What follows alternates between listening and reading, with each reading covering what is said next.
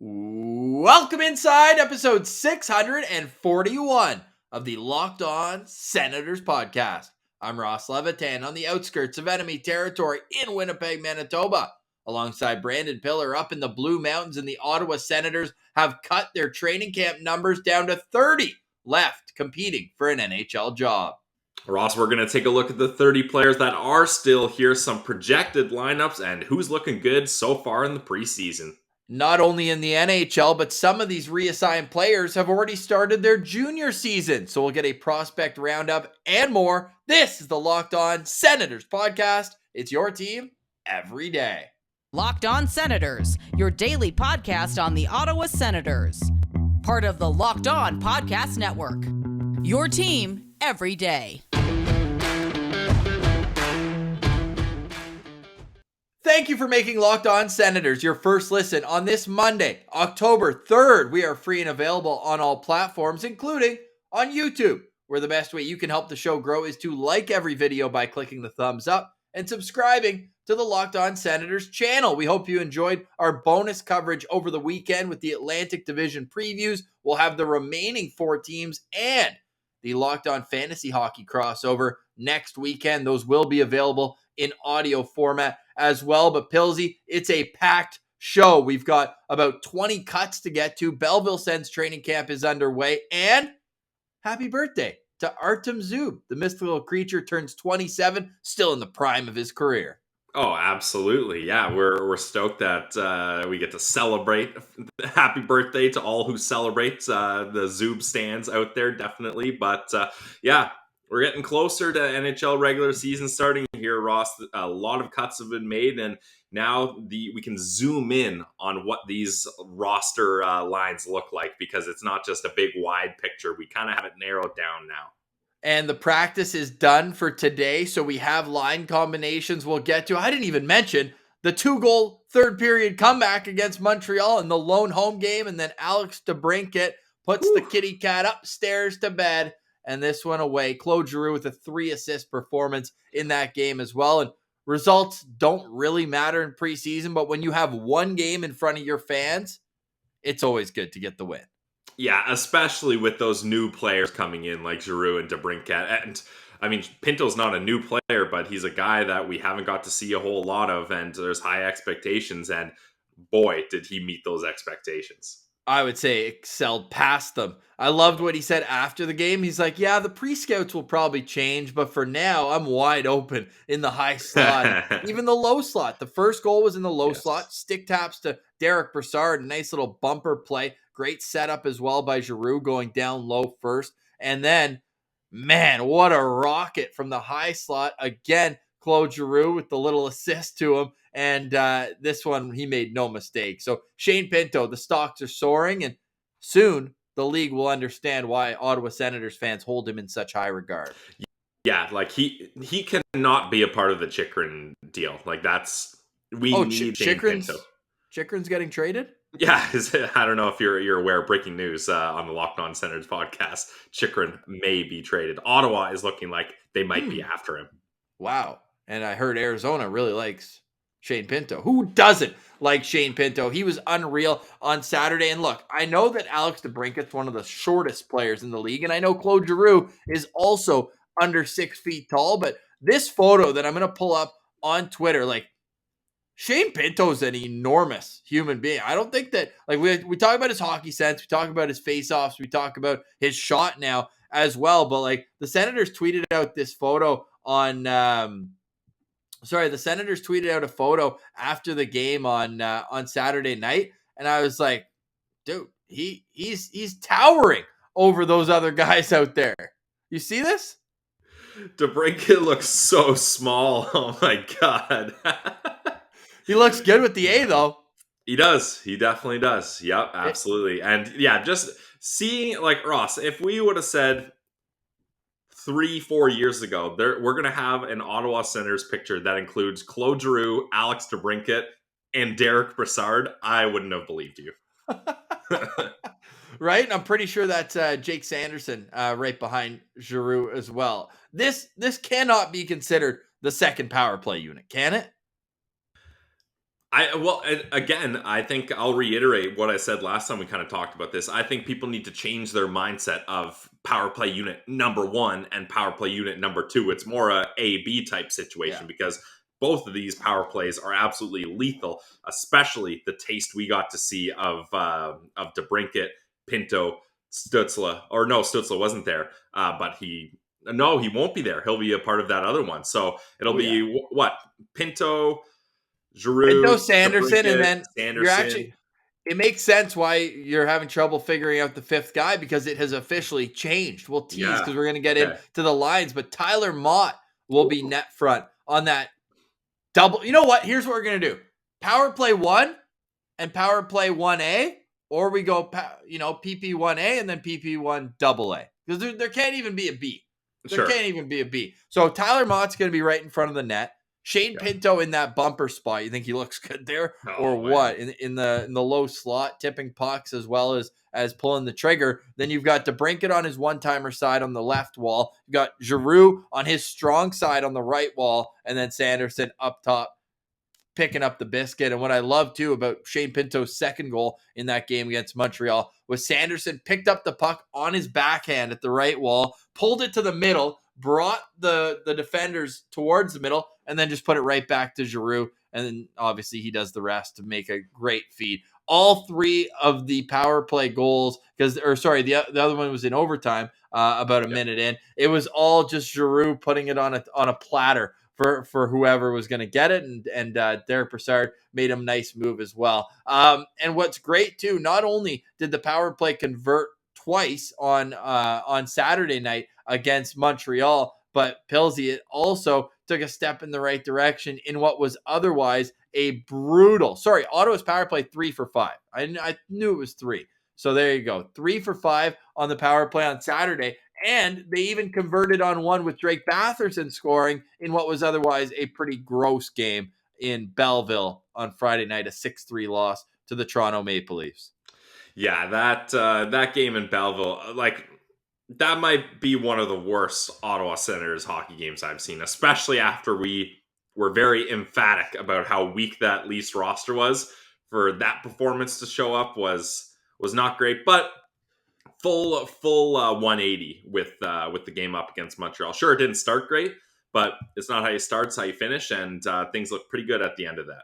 It's preseason in a small town when ice time was not even kept on the official NHL website for that game in Belleville. However, one other bright spot from that game was Angus Crookshank with 16 seconds left, making it 6-3, but he got on the board and he had a tremendous preseason. I say had because Angus Crookshank was one of many Ottawa Senators that were either reassigned, released, put on waivers, as there was a host of roster movement after Saturday night's game against Montreal. So we're going to put all the pieces back into the puzzle for you. We've got our line combinations from Monday's practice and more. But first, Pilsy has a word from a new sponsor alert.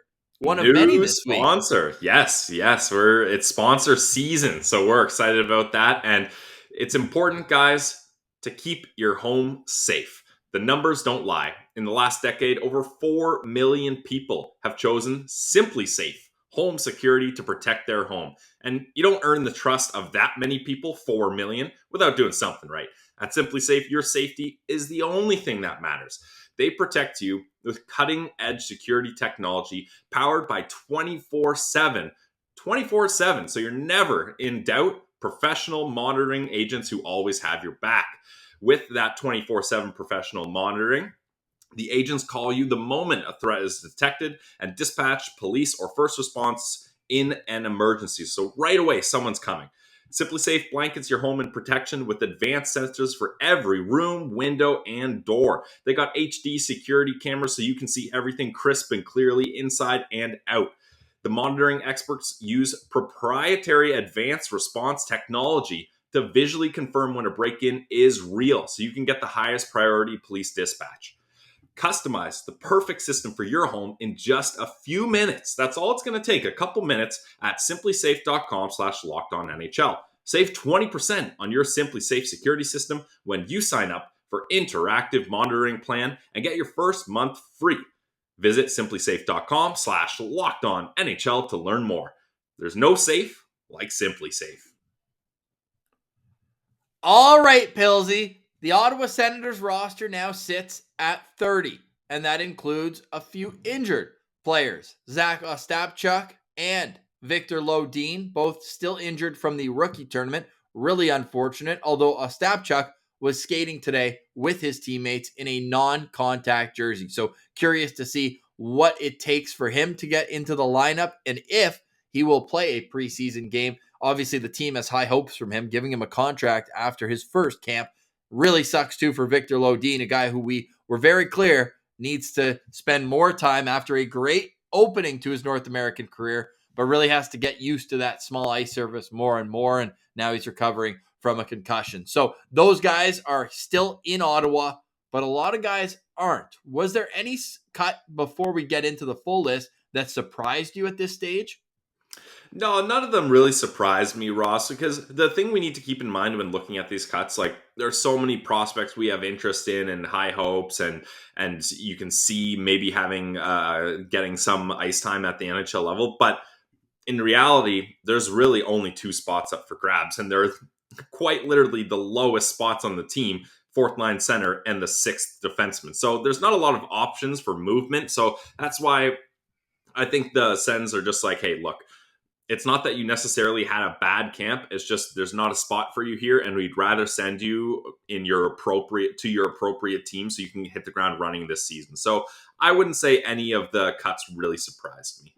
All right, well, let's get into who left, and then we'll take care of who is still here. All right, so first things first, after the game, they placed the following players on waivers. So these guys are eligible to be picked up by any teams. I don't think they will, per se. This is the time of year where you can sneak guys through waivers. Think Nick Paul, think Mike Hoffman, because teams are so hyper-focused on their own talent.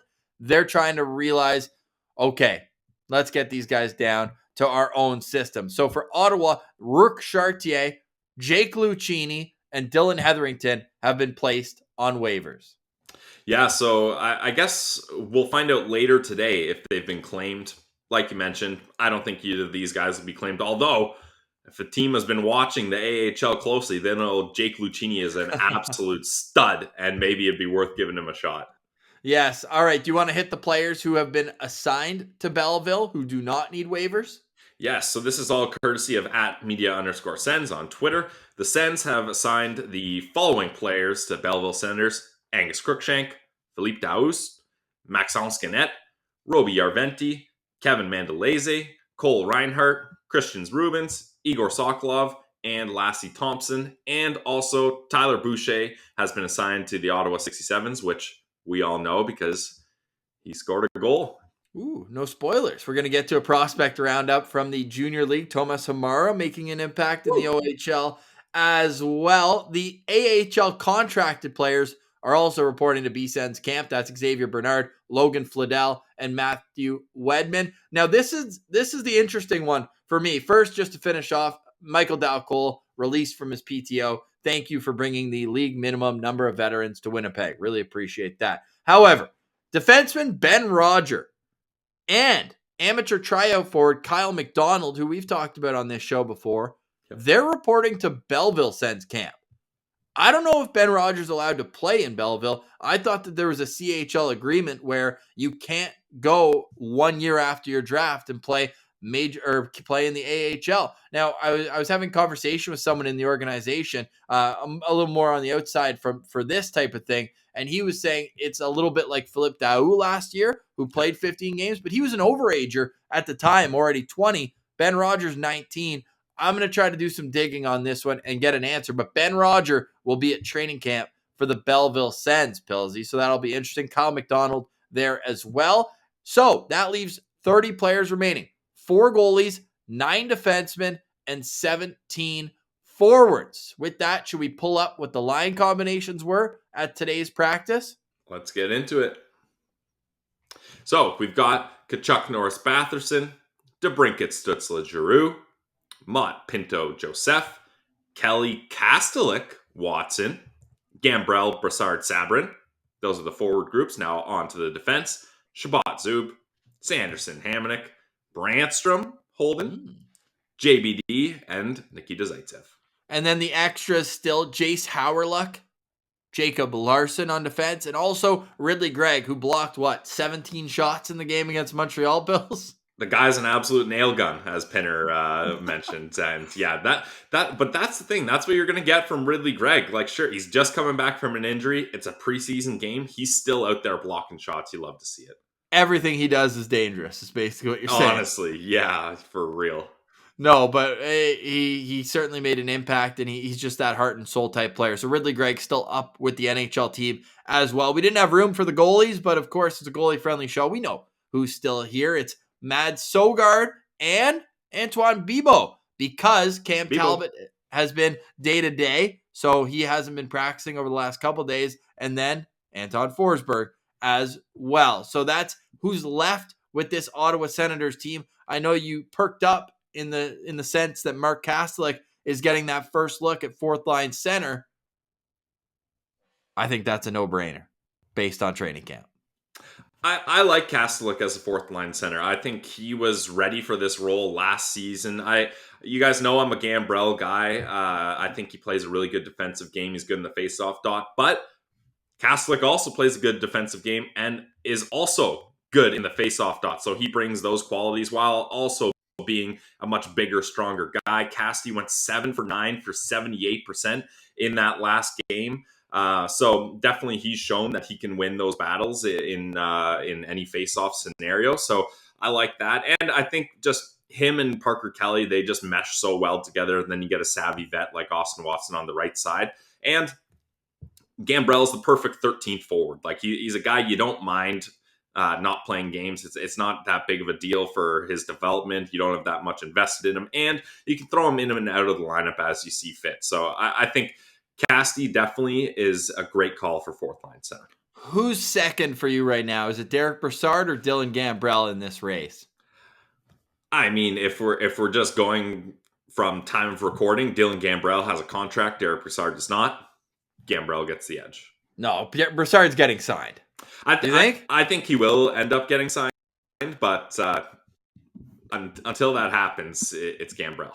Because you just saw him playing the way he did on Saturday, especially on the power play in front of the net, and getting that opportunity to play with skilled players like DeBrincat and Giroux. I think we see Brassard not only make this team, but have an impact. And Brassard spoke to the media on Monday saying he hopes to have a similar type role to what Jason Spezza had in Toronto over the last couple of years. And that would be a welcome addition, a guy who can help these young centermen who are a part of the core grow further, push them for ice time, but probably not play more than 10 minutes a game themselves. Yeah, and that's fine. And I like Brassard because he gives you a different flavor on that fourth line. He can kind of give you a little bit more of an offensive punch, whereas Kastelik and Gambrell, it's going to be mostly defense. Yeah, 100%. And that's the thing with Gambrell. Like, he took less than his qualifying offer would have been. I think his qualifying offer would have been $1.1 million. He signs for $900K. I don't think the organization owes him anything if they want to just have him either put on waivers or make the team and sit in the press box and wait his turn if an injury happens, fine. Right? So I think for me, my handicap is Casty 1, Brassard 2, and Gambrell 3 here as we roll in. Now, as we look at the D-core here, top 4, we've known that's been set since the start of training camp. We knew Nick Holden was going to be in, but what we didn't know is whether Holden would be playing the left side with either JBD or Zaitsev, or whether he would move over to the right side and play with Erik Brandstrom, which seems to be the case, at least for now. Things can change in an instant, but was Saturday night one of Erik Brandstrom's best games as an Ottawa Senator? Absolutely, yeah. And Ian Mendez in his article today, he mentioned if you just look at the box score, maybe you're like, oh, it's not a great game for Brandstrom. -2, played less time than Sanderson. But if you watch the highlights, check out the condensed game at NHL.com. Brandstrom had a lot of really good touches with the puck. Like, he had one play where he danced through basically the entire Habs team and got a really good scoring chance. And on that, I think it was the first Pinto goal where Brassard passes it to him, where Giroux, Brassard, Pinto.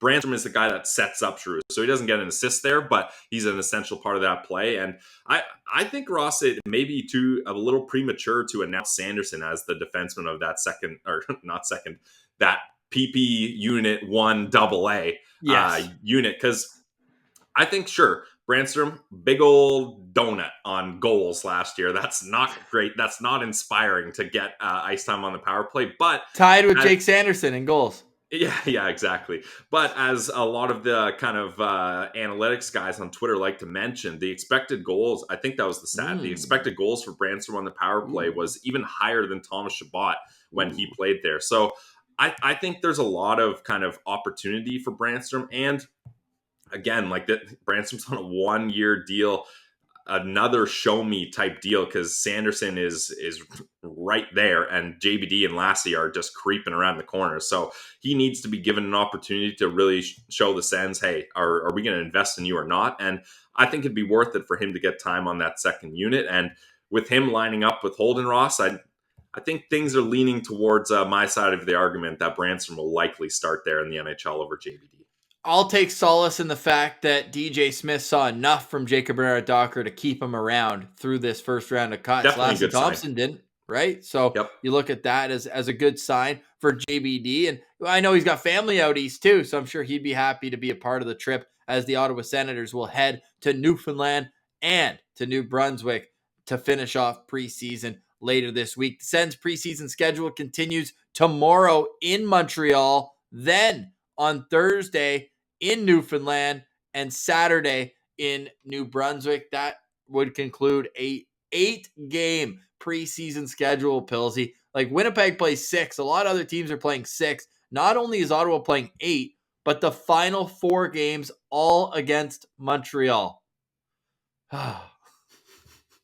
Hey, I don't mind it, and especially the good people at the East Coasters. You guys know I had a great time out east. I didn't get to go to New Brunswick and Newfoundland, though. The irony of that statement, but the East Coast people, they deserve to see some Sens hockey. So I'm glad they're making those extra games happen, and I'm sure a lot of East Coast people out there are fans of the Habs too, as it's geographically close to them. Yes, 100%. But hopefully we can convert a few extra Sens fans out there. And as I tweeted out at Sens Central, you can follow the show there. I think I did right when I found out at the start of training camp. But DJ Smith alluding to the fact they're bringing their full team out there. Sometimes in the past, I think I pulled up the team that I got to see in Newfoundland. I think 2016, Eric O'Dell, first line center. Woo! But it was more so just like, you want the East Coasters, and especially, I'm sure the tickets aren't cheap out there. The ones that are still available, it sounds like it's pretty hard to get a hold of one. You don't want them going out to see these minor league guys. They have minor league hockey out east. Like, they want to see the Stutzels, the Giroux, the DeBrincats, the Brady Kachucks, all those guys, and Thomas Chabot, who I first discovered when I was living in Halifax. Guy was an absolute star in junior. But anyways, happy to see that they're going to bring their full team out there with a couple battles still left. So for the final defensive spot, it's between Brandstrom, JBD, and Nikita Zaitsev. However, I think the writing's been on the wall for Nikita Zaitsev, and I know it was a bouncing puck on Saturday, but he looked absolutely brutal again. And what more can you say? We're just beating a dead horse. Yeah, I mean, it's terrible, but they might as well get a plaque in the press box with number 22 on a seat. Let's be honest. Yeah. Get him his favorite confectionery items. Confectionery. Word of the day. Confectionery. Confectionery. What do you call those stores? Confession. No. Concession. The concession stands. The concession stands, but is it a confectionery? I'm not sure that's a real word, to be honest, but I'll let you look that up. Confectionery, a shop that sells candy. Let's go. Wow. All right. Once again, I'm proven wrong on your vocabulary exceeds my vocabulary. Vocabulary. No, you got it there. I heard an extra syllable. You got it. And now all of our listeners now have a word of the day: confectionery. We need a graphic or a noise for word of the day, like a star shooting across the screen with word of the day. Well, guess what? A little inside baseball here. We've got a new toy on order, and sound effects are coming soon. We're going to get a few clips loaded up, maybe 4 goals. That's absolutely sick. And a few other ones, but we're really looking forward to adding a new wrinkle to the already well-oiled machine that is Locked On Senators. Speaking of which, let's hit a quick break, and then we'll come back wrap up the line combinations, and then take a look at some of the Sens junior players who are already making noise, whether it's overseas or in the CHL. All right, Pillsy. So the Ottawa Senators are down to 30 players. You think they bring all 30 to the East Coast? Yeah, I guess so, because maybe they have different guys play in each spot. So it'll be interesting to see how they decide that. Yeah. Yeah, I'm curious as well, because I know they're going to probably go straight from Montreal, fly out east. So I'd assume they're not going to just be like, hey, you guys, thanks for coming to Montreal. Now just take the train back or something in the meantime. Honestly, yeah. Who's going to be your locked on player? We'll get to it tomorrow, actually, and you know that we're here 5 days a week for you. And tomorrow's the Sens game day. We'll get the line combos. I know I'm excited to see Tyler Mott though on that power play unit, standing in front of the net, banging in loose pucks and all that. That'll be pretty exciting. It was also exciting to get to on pace season, Pillsy. Tyler Boucher is on pace for 63 goals this year in the OHL. I mean, we're not surprised. he's gonna have a big year, right? Do I look nervous? Yeah, yeah, exactly. Yeah, definitely. That's interesting to see Tyler Boucher start off. Sure, empty net goal, but it looks the same on the stat sheet. It was nice though. I mean, he stripped the puck in his own zone, made a move around the defenseman at the blue line, and then put it home. So I got nothing wrong with that. Yeah, on pace. If you go to Elite Prospects, they've got their projected thing where it's just an easy stat where you multiply it. 67 goals, no assists, plus 67 this year in 67 games. I mean, that works really well for the 67s. Yeah, I love that. Those numbers all work out well there. And that's the thing. Like, I think it's so much more valuable. We talked about this, to have Tyler Boucher go back to the OHL and be playing much more minutes with the 67s rather than traveling around with the NHL squad for the preseason. So I think dividends are already paying off there. 7 shots on goal for Tyler Boucher, a team high as well for Ottawa in that game. And the 67s now get their first win with him in the lineup this season. 4-2 win over the Erie Otters. 6 shots on goal, not 7 for Tyler Boucher in that game. I actually thought Boucher looked good in the game in Belleville. All things considered, he threw a huge hit in the first period and then didn't look out of place playing on a line with Angus Crookshank and Tim Stützle. But now Tyler Boucher back in the OHL, where he will soon play against Tomas Hamara, who had a goal and an assist in a losing effort against Chandler Romeo and the Sarnia Sting. It was a nice goal, though. Thomas Hamara, you guys know that's the guy I've kind of pegged from this recent draft. And although it pains me to be excited when the Kitchener Rangers score a goal, I'm a Guelph Storm guy through and through. But it is nice to see Sens prospect there. And just kind of a quick note, if you guys saw, he took a picture with one of the broadcasters from the Kitchener Rangers broadcast, Rogers TV, Sean Fafaro. Shout out to him. He was one of the guys I worked with when I started in this industry, Ross, doing Kitchener and Guelph broadcasts. So it's good to see Sean there with our guy, Thomas Hamara. So congrats to him. Absolutely love that, Pillsy. And before we head overseas, we'll let you know he also got an assist in that game. So 2 points in 2 games now for Tomas Hamara. Chandler Romeo got kicked out of the game with 15 seconds left. Unsportsmanlike conduct, major. But you know what? Got to get on the stat sheet. You know what I mean? You got to make an impact somehow. So yeah, we'll take it. And that's it for the OHL, because again, Ben Roger will be attending training camp for the Belleville Senators. And then I'm just going to take a quick peek at Carson Latimer before I can already tell you, you're going to like the stats coming from one of our boys overseas. Carson Latimer this weekend, back-to-back games with an assist. All right, 2 points now for Carson Latimer. Had 6 shots on goal and was +1 in those 2 games. A 4-3 loss. But then, talk about payback after getting traded, Pillsy. They beat Edmonton Oil Kings 5-1. Nice. That's good for the Raiders and for the mayor of Prince Albert, Carson Latimer. And Ross, before we take that flight overseas, I'm going to get ahead of this one before you and Martian decide to toss the joke on me once again. Stephen Halliday with an assist. He is, in fact, a disher. I can confirm he is a disher. So you'll love to see that from our guy.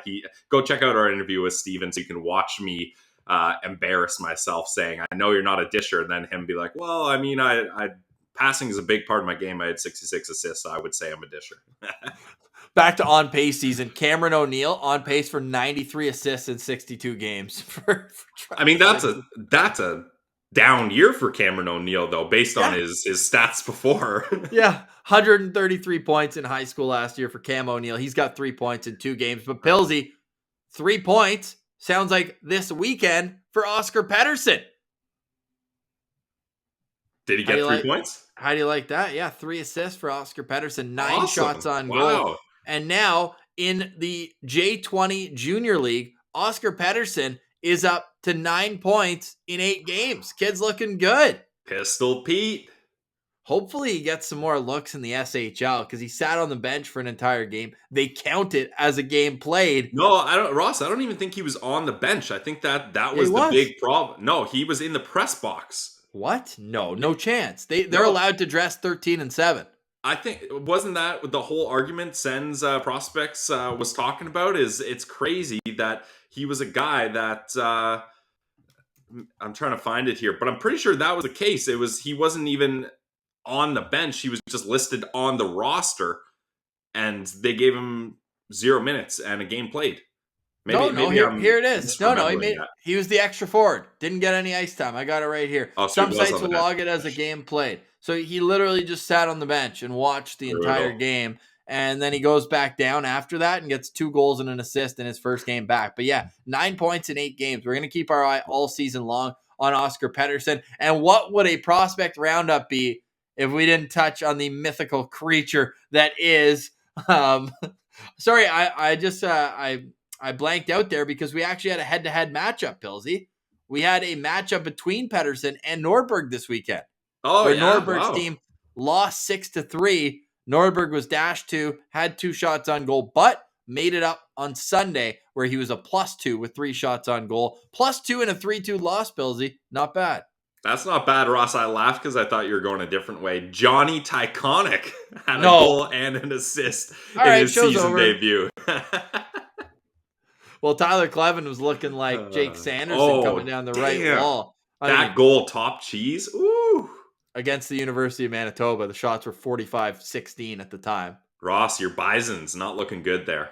Not my Bison. I'm a Nodak Sen through and through. Gotcha. Again, buddy, clock's ticking. We got to plan that trip down to the Ralph, the Palace on the prairies. If there's a prospect that you like, let us know in the comments. We'll make sure to follow them along all season right here on Locked On Senators, where we're your home for all things Ottawa Senators Monday through Friday and bonus coverage coming on the weekend. We just can't get enough of it as we will wrap up our preseason crossovers with the other Locked On hosts. We've already done the Panthers and Lightning, and we've also done the Montreal Canadiens.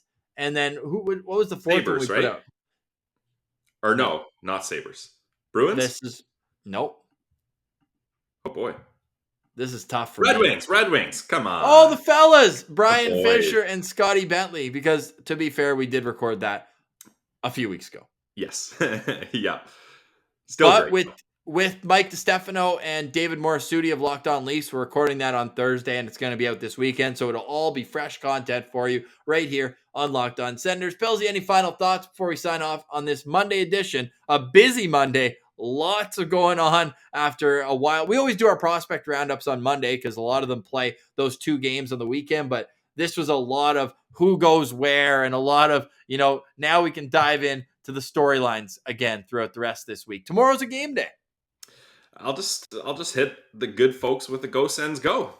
All right, go Sens go. Leave us a note in the comment. And we didn't forget about the giveaway. We will have that coming up soon. Pilsy and I are in the lab trying to figure out what the best method is to give away 2 100-level tickets for the Ottawa Senators game on April 22nd at home, Saturday, against the Arizona Coyotes. I had to specify at home like we're going to fly you somewhere. It's going to be in Ottawa at the CTC, 4 o'clock start on Saturday. But for today, we say goodbye. For Brandon Piller, I'm Ross Levitan. You can follow the show on Twitter at Sens Central, on Instagram, LockedOn.Senators. We're a part of the Locked On Podcast Network. It's your team every day.